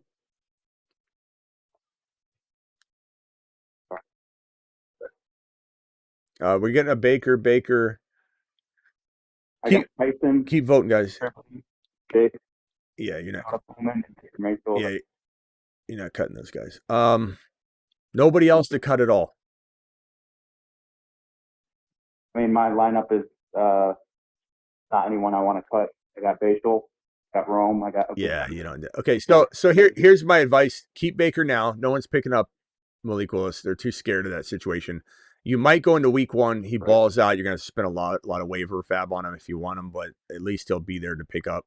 And then you could switch it out at any moment if you feel like, just stay ahead of it. Stay, ear to the show. And if we start pumping up Malik Willis in a weird way, you'll be able to react quickly. But right now, just hold Baker because he's really safe. All right, my boy, I got to go. Appreciate you. Good. Yeah, I appreciate it. Yeah, later. Hammer, what is up? You're live, and then I'll get to these 3 super chats. Just hang tight. And Scotty Deuce. And Abel. What's going on? Yeah, the whole whatever article that came out. Again, I don't have the data on the splits between him and Etienne, but he watched every game last year. I mean, they were fighting, and he was doing like what he was doing on the field last year, while Etienne was essentially, which bought him another contract. That's how like well he played. Like they were like fighting to almost like keep him off the field. Yeah. So I find it like this is talked about. He didn't do anything in Washington. I don't really know if he has a single trait that's better than Tootin. Every time Tootin was like he was kind of creeping up on Etienne, and he was gonna take the job from Etienne. Etienne would just kind of shoot forward a little bit and have like a big game, but it wouldn't even necessarily. And I love Etienne, by the way. I know you're not a huge Etienne fan. I love Etienne in New Orleans. I talked about it at the top of the show. I think he's a 4th round potential savior for those that are looking for that RB fix and solution when you go running back at 12. Instead, you could go running back AJ Brown and then come back and get him. But anyway, Etienne kept shooting forward a little bit, and then you're like, okay, he's going to lose his job to Tootin, and Tootin would creep up, and then he'd shoot forward again. And sometimes it'd just be like he'd have 2 really well-designed walk-in touchdowns, and Etienne all of a sudden had 2 touchdowns, or Etienne had this big play that Tootin would have took to the house too. if not even better. And so Etienne just kept his job all year. Not that he's bad. I love him in New Orleans, like I said. But, yeah, Tootin was so close to taking the job a couple times last year. And if you had Tootin, you know what I'm saying, and you were just hoping for it. He's like I was just saying earlier, if he says he's going to have 1,500 rushing yards, and he also says that he's going to, let me answer this phone real quick. Let me put Travis on here. He's also says he's going to have 16 touchdowns.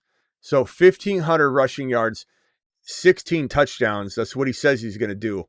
I'm not saying he's going to do it, but don't you think he knows he's getting fed? Why would you say something like that if you were on a very, very small leash, or you weren't expecting to get volume? It'd be pretty dumb to walk out and go, in practice, you're rarely used. They're blowing you off. You're definitely playing second fiddle to Rodriguez. You're losing the job to Rodriguez, and you go to a microphone and say, I'm going to have 1,500 yards and 16 touchdowns. You look at your coach and you're like, you're only getting carries a game. What are you talking about? Why would he say this? He knows more than we do about what's in store for his volume. He's going to explode. This is a league winner. This is the Etienne of this 2026 fantasy football season and player pool. This is the Etienne. It doesn't look like it now. How easy is it to say Etienne's the guy now? Everyone acts like they know it. Oh, I knew it. It's there the whole time. It wasn't any sort of gamble at all. Etienne was very risky. The show's reputation in some ways was kind of put on the line with the old Etienne belief on this channel, because Etienne was constantly getting crapped on, and I'm defending Etienne every live stream. We have 5-6 haters coming in. He's going to get hurt. He's not a number one running back. You're absolutely wrong. And now everybody acts like it's so easy to see. This is the same version. It's risky. Players like this that come along that have to turn into that have risk. They're always going to have risk. There's some risk of failure, but you also have to risk it for the biscuit. And this guy has the potential to be the Etienne of the 2026 player pool. All right, Hammer, what else you got? Yeah, no, I mean, like I said, just in 1 year, you saw what that offense was able to put out. So, again, I probably want the running back on that team, and there's only one of them. I haven't been following this whole Rodriguez thing. No, and LaQuint Allen's the bigger risk anyway. If none of them are a risk, but if you were to even say eventual cuff, LaQuint Allen's an eventual cuff to Tootin. It's not Rodriguez. No matter how much it looks like it right now, and even if let's say it ends up being the case, it's still not hampering him. Maybe LaQuint Allen gets hurt and never gets it. Maybe Rodriguez stays healthy somehow. Could he be used? Okay. That part I could definitely be wrong on. I'm not putting a whole bunch of emphasis on LaQuint Allen versus Rodriguez, but I'm merely saying these guys are down here. Tootin's up here. Neither one are any risk at all. To Malik Willis, I think he's better than Jordan Love. When he went into Green Bay, it seemed like there was a better command of the way he ran that offense. So I think he's very good, but I think Baker just has a monster year. Yeah. And I think that offense, I would take him over Willis. Rodriguez has a better grade than Tootin. Bro, Tootin scored a touchdown every 13.9 times he touched the football. Who cares about whatever cherry-picking grade you find on it? It doesn't matter. Use your noggin. Use your eyeballs. Use obvious data points that speak to this man touches the ball 13.9 times. He scores TDs, bro. He scores touchdowns. That's what he does. That's what I want. That's what I care about. I don't care about some metric someone's combing together and comes up with a grade. Their grade sucks then. I don't care who it is. I don't care what platform or product it is. If the grade's saying that Rodriguez is better than Tootin, you might want to look at a different grade. But even so, but last year's 13.9 touches, touchdown. So I just think the grade's stupid. Use your eyeballs. Look at how Tootin looks on the field. On top of the type of carries he gets. He gets kind of trash carries and somehow finds his way in the end zone. Not to mention, Sometimes there's shorter plays where he's getting in the end zone. He's not going to have a big ceiling of advancement on that particular play. But it's maddening to me the way people try and use some data to tell a story that your eyeballs should be screaming the opposite. Like, who cares? And expected points and all this nonsense. Expected's got to be correct from the beginning for that to even matter. Got offered a Doomsday plus Etienne for my Neighbors and Jacobs. I would take Neighbors and Jacobs, then flip Jacobs, Scotty. As tough of a pill as that is to swallow to bring Jacobs into the fold, I want Neighbors. I don't even care if I can maybe make it work with Jacobs. But there's something you're going to be able to trade Jacobs in a first rounder for some sort of player, and then you're going to love the end result. What's up, Smitty? What's the best way to reach you if I want to be a sponsor on the show? Assuming you're open to be, you mean, okay, yeah, email me at if you're talking about like ad or something, if you want to be like one of the sponsors that we have, absolutely, bro. Email me through thefantasyfootballshow.com right now. And scroll to the bottom, click the contact us, and email me right now, Mark, and I'll email you back, and that way you can email me there, okay? 12 best, thank you, appreciate you. 12-man best ball, and we've got room, bro. Like, even on the end screen of every show like this, we'll put whatever your business you got right there, and we'll talk about it and figure it out. Not to mention other ways to promote you, depending on what you got. 12-man best ball, half PPR, one keeper. That goes for any of you that want to do that too. Pickens, 4th round. Buka, 5th round. Tyler Warren, 6th round. Manungai, 16th round. No kickers, D. What do you guys think on this, Hammer and Travis? And then the other phone callers, I'll be right there with you. Please wait. Let me get Scotty doing here real quick. Hold on. Scotty, mute yourself. I'll be right with you, pal, please. Thank you. Hammer and Travis, Pickens in 4, Buka in 5, Tyler Warren in 6. Don't worry about Manungai. I like him, but you can draft him back. Pickens 4, Buka 5, Tyler Warren 6. I don't think it could be Warren. Yeah, Warren's too close to his ADP. I agree.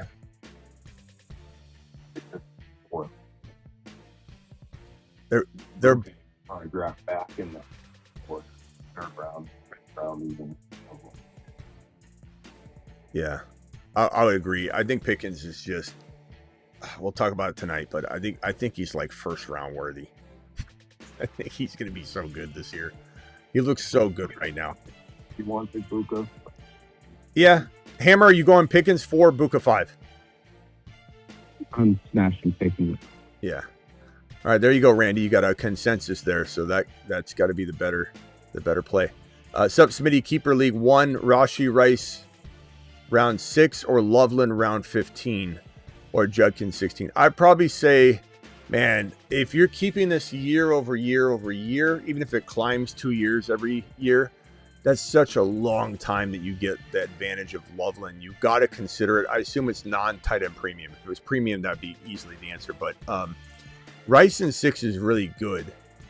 Really good. But I don't know. I mean, I guess I would just say,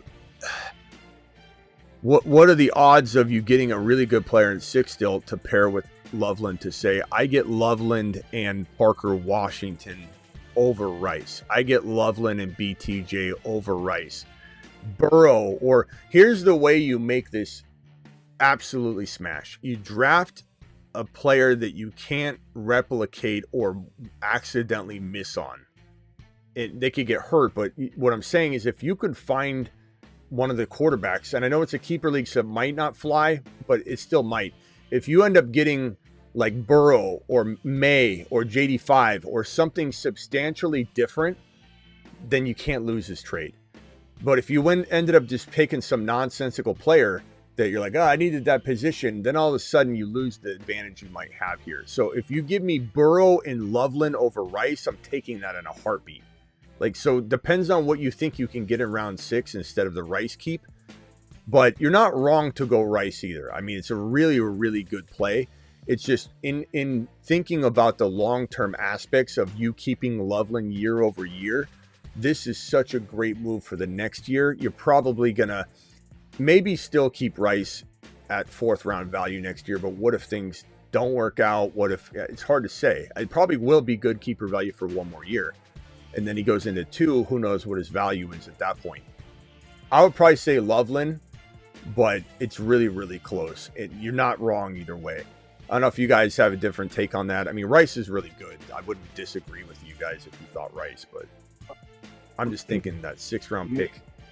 Think of how many years you can keep Loveland. Even if it was only 3 years. You keep Rice, just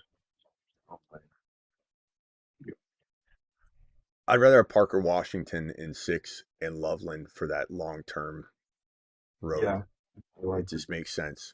Even if Parker Washington's not as good as Rice. I mean, it is what it is. Are you like? There's a lot of people talking trash about Rice right now. Part of me thinks you'll get him cheaper than you think too. Like, I'm not saying he'll go in round 5, but he might fall deep into 3 in a non-best ball, because in best ball his value is super high, but in non-best ball he falls into 3 all the time. So I think a lot of the people that are really down on him right now, it's going to drive his value into the mid-3rd in some context, and you'll be able to steal him away. And so I just think it's better off to let Rice go, get him back if you want, or get a better player if you can. You know, I got Neighbors in the 4th round in my 10-man buddy league yesterday. It's crazy.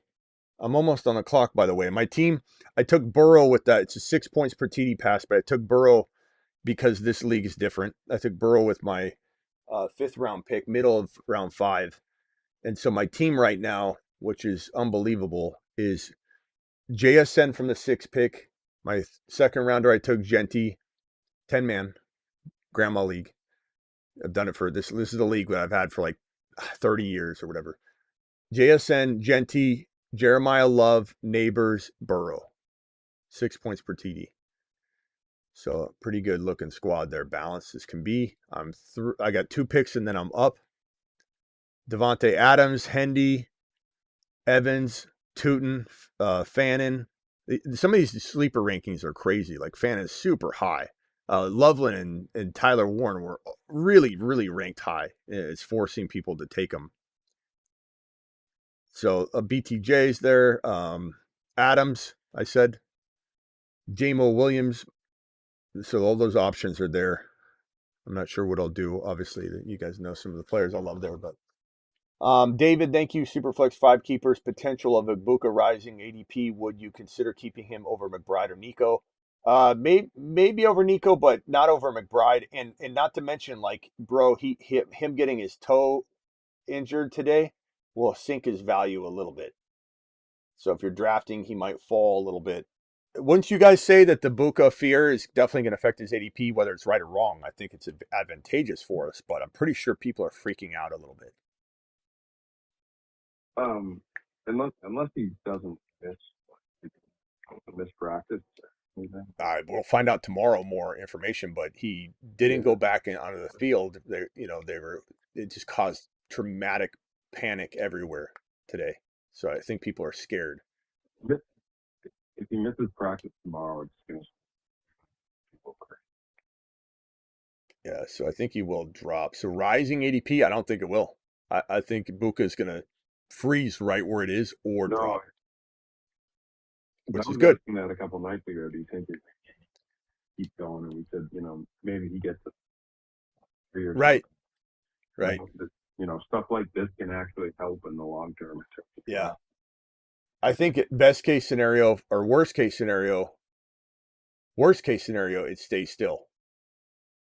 It freezes because people are going to be like a little bit panicked on it. What's the ADP? How did that change? Just out of curiosity. Yeah, let me pull it up. Yeah, that's a pretty good representative reaction. We can kind of pit against it, right? So the update, which is still happening, and it'll take a few iterations and days for us to really see the full impact of. But I think people are going to start drafting him right around where his ADP is again. So Burden is going he dropped all the way to 45 overall. Buka is at 31. So 31. Yeah, 45 and 31. So 45 is This is right almost at the end of round 4. So he didn't move out of round 4, but 45. He's one of the last 4 picks now instead of being at the front half. And Burden, let's be clear, Burden was climbing into round 3. He was going to be a 3.5 to 3.10. He might have even taken over Devontae Smith and Flowers because of how good he was looking. And some of it was like over exaggerated, but people were so amped about all the footage of him just like running around. And look at him run! He's running! And they were getting so excited that stunted whatever was occurring. So him not falling at around 4 isn't surprising, given he had momentum that had to be slowed down like a train and then go back the other way. And then what did I say? Missing the first month. Well, no, That's what no, he's out a month, but they're saying hopeful for week 1. So he's missing the 4 weeks, but then that'll put him right at week 1. But the thing is, they're hopeful he'll play week 1. Everybody's taking you, like you read a Bears, like if you look at a Schefter post and you look at the Bear icons everywhere, the people that have their Bear fans, they're like, "Yo, so glad he's back week 1." It's like, bro, read what it's saying. They're hopeful. They're planning on him, and they're like, "So glad he's back for week 1. Just sit him and we're good to go. Week 1, he's good." It's like, no, there's still a lot that can happen here. But it's a good point, Tamara, to bring up Burden, because it probably will be a similar, even lesser effect of the movement. And so what do we say? 30? What did I say for Buka? 30 what? 1. So 31 is for Buka is 3.1, 2, 3, 4, 5, 6, 7, 3.7. I think he probably falls to like the end of 3 instead of 3.7. So 3.10, 11, 12. Maybe. Like Travis said, if he practices tomorrow, then nobody cares. But if this feels like, you know how many times I've been told Smitty is at turf toe? Like, no. Could something happen that we don't know about with it? Maybe, but everyone's like, did this create turf toe? Like, people are freaking out. I'm telling you, I have the best temperature of these kinds of things because I get flooded, especially with comments and then other messages and DMs from actual, buddies that text me. And you see it in waves, and you're like, or you get the comment where someone goes, "You see the news about Boca being out?" Like a while.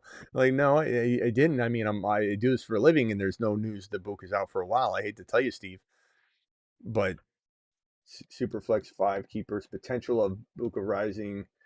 All right. So anybody keeping Nico over Buka though, which is understandable if you did, but Travis, are you on Buka or Nico?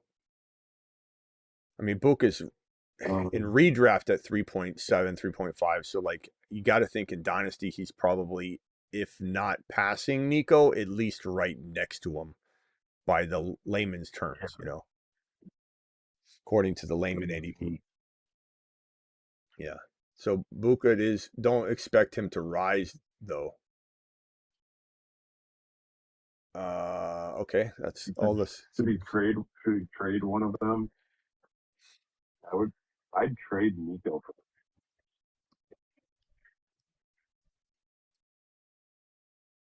Yeah. Real quick, was there anything come out about Puka getting more? Is it like a slight groin or something? Is that what it was? Yeah, it's just or with Buka, it's the toe. But Puka, yeah, groin soreness. But there's no reason that like you should be assuming that there is some sort of concern or issue, because you don't just have a sore groin unless there's like there's a cause for concern for sure. Do I think it will ultimately lead to him having like any sort of problems with it, like downstream? I don't know. Hard to know. If they rest him appropriately, it will probably be fine. But you typically don't just have like a sore groin and then it be nothing. There's something going on. But it doesn't mean he'll for sure be, cooked or anything like that. But I'd be more. The other thing too is if they find out that he's going to be suspended for week 1, they could shut him down and really make sure that the groin issue's gone. So we'll have to kind of keep an eye on that. It could be kind of a blessing in disguise. Like, what if he was going to miss week 1 or be ineffective due to the groin injury, and then he'd be hurt all year? It might save his season. He's a kid too that, as long as he's in shape, he doesn't have to all that much. But him and Stafford, as long as he's in shape,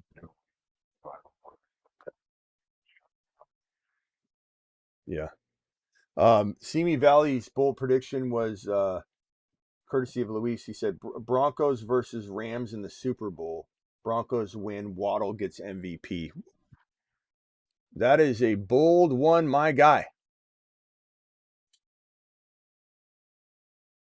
That is a bold one. I'm going to try and screenshot that and put that on the board. Thank you very much. What else you got, Hammer? No, that was it. I appreciate it. All right, we'll be back tonight at 8 or midnight Eastern. I appreciate it. All right, later, Hammer. Travis, anything else? I was just calling because I had a question. Yeah. Okay, here you go. Real quickly, 509, then Scotty do. 509 real quickly, as fast as you can, Scott. 509. Yeah. Hey, just real quick. Price, are you looking into this backup? Or are you banking it all in for Sharp gets back? He doesn't really have a backup. I mean, Halani was, what's he? I don't know. I don't care about it. I guess in some best ball drafts I have redraft. Well, no, but I mean, I in some drafts, like in best ball, which is redraft, I have taken Halani like at the end of the draft because I had Sharps and I had but that's like a little different. Like once in a while, weird build where I'm worried about my running back stable. I'm like, I could lock it all up and then have a secure situation, but I'm not targeting it. I'm not trying to go after it. Mile High, can you post your bold prediction in the YouTube chat? Because I can't for some reason open it up. It's not showing anymore. I'd appreciate it. Thank you. And Hammer said, you're not worried if you get Price. You're not worried at all. You're thinking about getting Sharps just for when you return? In best ball, I have, and in some formats, I would if I could afford to do it. Sure, yeah, you could definitely put one IR. Another thing too, it seems like something happened and Price was going to miss time before Sharp is back and ready. I think Emmanuel Wilson will push Halani for Kennedy. He could. He kind of did that when he was in Green Bay too. People kind of did that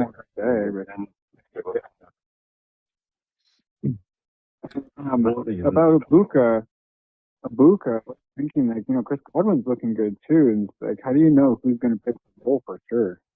With it, because they moved Ibuka around to 2 different roles last year. How do you know what role he's going to play this year? Are you saying you think Godwin will be better than Buka? No, I think it's going to be a Pickens kind of. I mean, obviously Pickens is. Finish him. Call terminated. We're kind of eating into each other. I almost hung up on you, but I'm not going to do that to you. Bro, Godwin's not taking Buka's.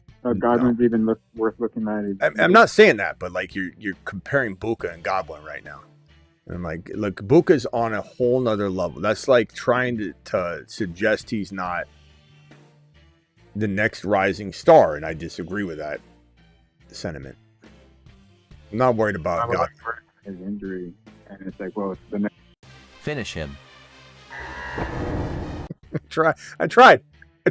Oh, there you go, Smitty. You said people were gonna. I know. I see, Hammer. You see the toe injury is worrying people. Like I even warned him about the worry, and then he said, "Did they not watch the first 8 weeks?" Hammer said that. By the way, Hammer, I can't pull your super chat on the screen for some reason.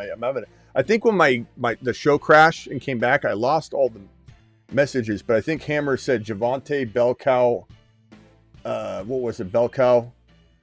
Javonte the Bell Cow. I think that's what you said, Hammer. But appreciate that super chat, by the way. If I missed anybody else's Rumble rant when it crashed, I'm sorry. And Mile High, here's his bold prediction. Then I'm going to Scotty, and then I gotta do a hard break on the show because I gotta come back at midnight. But he said Rams win the Super Bowl and Waddle MVP. That is going to be the boldest one on the board, maybe. No, what was the boldest one on the board? It was that one that I think was gifted to somebody, and then they crapped the bed with their pick or their. Was it this one? 4,400 yards. That was CJ Stroud, Super Bowl MVP. Texans win the Super Bowl. That might have been one of the wins. But all right, thank you, Mile High. I appreciate you. Yours is definitely bold. All right, Scotty do, and then Travis's question, and then I got to go. No, you know what? I'll ask at midnight because it's a longer question, and we can go over. Okay. At midnight, I'll see you. All right, yeah, it's gonna be a pick and show, so definitely be there. All right, later, bro. Scotty do, you real quickly, as fast as you can, young man. And Abel. You read the wrong. It's my team that I have, Jacob. I'm trying to get rid of Jacob. Trying to get rid of somebody. Half the team's not even. Half the league's not even really paying attention. Oh. Yeah, but I didn't read it. I didn't read it wrong. I didn't read it wrong though, because sometimes I'll respond to the side I like. Just because you might write it wrong, people write things. So I'm merely saying Neighbors and Jacobs, and then I'm just trading Jacobs. So yeah, if you have that side, sorry, but I'm not trading Neighbors. That won't change my stance, knowing you're on the other side of it. It's like Neighbors. Don't just trade to trade. This is you trading to trade. No one else will trade, so I'm just gonna trade. No. I don't mind this side, but not for this. I wouldn't even trade Neighbors alone for Odunze and Etienne. Trade Jacobs and something for Etienne. Then you're crushing them, bro. Yeah. What else you got? Jacobs and Dowdle? Jacobs and Dowdle for Etienne? Absolutely. Then Hampton, Etienne. That'd be my three. Oh, yeah. I mean, it doesn't matter what you have. I'd do that trade even if it opened the door to another trade. I mean, Etienne's a freaking league winner to me in the fourth round value. Jacobs doesn't even sniff fourth round value in return, in my opinion. Shouldn't. He has that value. I'm fine with Adams for Jacobs straight up. Give up Dowdle and people do that. Well, keep trying. You got this. All right, I'll keep trying. All right, yeah, call back with another one tonight. Later, bro. All right, I'm out of here. Abel says, rate my best ball team, Smitty. AJB, Rice, Buka. Abel, you still there? BTJ, JT, Hendy, Brooks, Coleman, Kalen Black. Like it, Baker. Okay. I see what you're throwing down. It's pretty good. I like it. The only thing I might have changed. I like it, man. I don't think it's bad at all. I think you did a good job. You got three amazing receivers. You still have JT and Hendy and Brooks, Baker. I guess if next time you try it, you get a slightly better quarterback. And I like Baker, but that would be the only thing. But man, I like that team. That's a really solid team. Easily could see that being the kind of team that could win a contest, bro. Easy. Nice trade. All right, Hammer, thank you for the super chats. Thank you all for the super chats. I'll be back at midnight Eastern. Appreciate every single one of you. Thank you, Husseini, with the $20 super chat. Thank you, BBQ, with the $20 super chat. Thank you, Abel, Scotty, Mark, Randy, David, CD, Eric. Eric, appreciate your call. Coach, Anthony, Jordan, Coach, AMC. Again, BBQ and Husseini and Hammer. 787 with your Dublates. Jordan, Joshua, I Run, Maddie, CD. Guys, hit the thumb up button on the way out the door. Appreciate you. Don't forget to get on over to thefantasyfootballshow.com. Year-round rankings, bold predictions, trade calculators. Links in the description. I'll drop the link in a second. And get on over to my my Patreon live chat group, which the Patreon link is there. The thefantasyfootballshow.com link for your content, your year-round content's right here. If I could get that link to work. I don't know that I can. Let's see here. Hold on. Here it is. I think there it is. And then to draft with us on Underdog tonight, promo code Smitty. I'm going to pin this link on the way out of the door if you want to draft tonight. Draft on Underdog using promo code Smitty. Underdog will match your first deposit 50% all the way up to $1,000 in bonus credit. And please use the numbers on the screen if you need them. I appreciate every single one of you.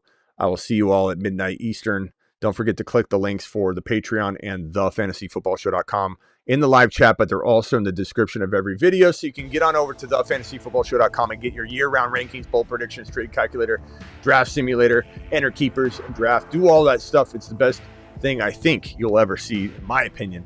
Just go check it out. If you're like tempted, just go look at it real quick. I dare you. Go look at it. thefantasyfootballshow.com. Just look at it. Just take a gander at it. Tell me that doesn't make you want to purchase the membership. It's so much information. All the news, breaking down the Rice stuff as it happens, the Puka Nakua and Jacob's possible suspensions, breaking news alerts at the top of the screen. You're always up to date at thefantasyfootballshow.com. See you all later. Hammer, see you tonight. Mile High, see you tonight.